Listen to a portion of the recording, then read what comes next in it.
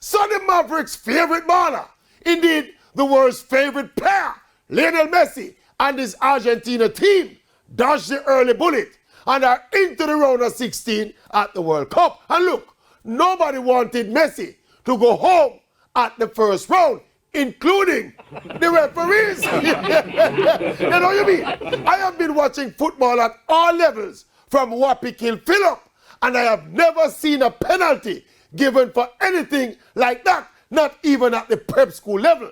And to think that the VAR official look at that replay and call the on-field referee to look at it, and then the on-field referee look at it and say penalty.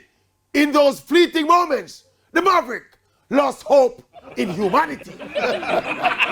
That was easily the worst penalty decision in the history of football. And then Messi himself decided to say, no sir, this look too bad. Me can't live with this. Keeper, dive down here and save it. Anyway, all is well that ends well. Messi and Argentina are now into the big man stage of the World Cup. Let us see if he can finally do something magical in the knockout stage. Yes. As for that referee, God go with you. God go with you. Worst penalty ever. Leave.